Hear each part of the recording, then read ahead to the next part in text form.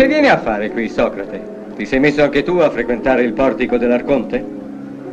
Io sono qui perché ho appena affisso la richiesta di un processo davanti all'Arconte Re. Io sono qui perché mi si vuole trascinare in giustizia per ragioni di Stato. Chi è il tuo accusatore? Meleto.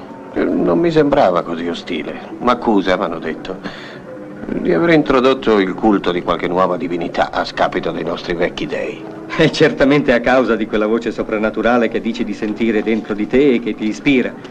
Un innovatore in materia religiosa è un genere di calunnia alla quale quasi tutti sono molto sensibili. Gli ateniesi non sopportano che uno di loro abbia il minimo sapere personale per ciò che riguarda gli dei.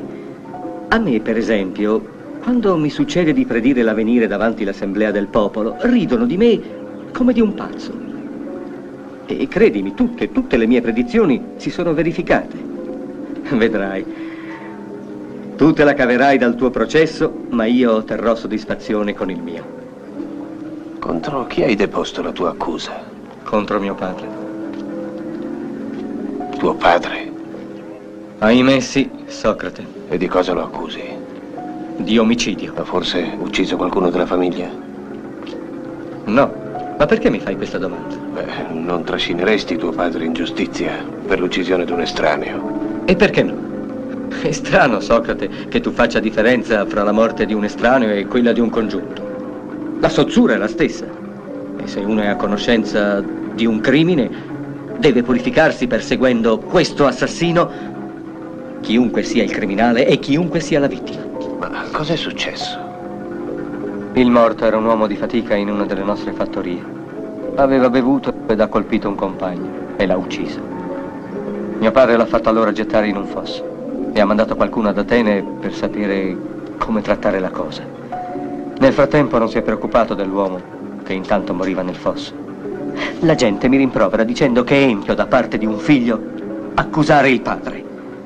E che non sanno, Socrate, cosa è la pietà. Io lo so. Non ci sarebbe differenza tra la gente comune e me se non lo sapessi. Allora, mio caro, spiegamelo, te ne prego. Questo mi sarà utile per il mio processo. È pietoso quello che faccio. Perseguire in giustizia colui che è colpevole di un crimine, anche se è il padre, la madre, il figlio. Zeus, il più giusto degli dei, ha incatenato suo padre Urano per punirlo perché aveva divorato i propri figli. Considerate le accuse che sono formulate contro di me, non sono affatto disposto a parlare della divinità, ma fra noi credi proprio che le cose si siano svolte così fra Zeus e suo padre? Certamente. E conosco dettagli più curiosi di quelli che il volgo comunemente conosce. Credi dunque che vi siano dei conflitti fra gli dei? Sì. E potrei sulla storia degli dei raccontarti delle cose che anche tu, Socrate, ne resteresti meravigliato. Dimmi piuttosto, sempre per il mio processo, che cos'è la pietà? Quello che è gradito agli dei. Ecco ciò che è pietoso. Quello che non amano è empio. Ma se mi hai detto che gli dei lottano gli uni contro gli altri? E infatti? Allora litigano come gli uomini su quello che è buono o cattivo. È evidente.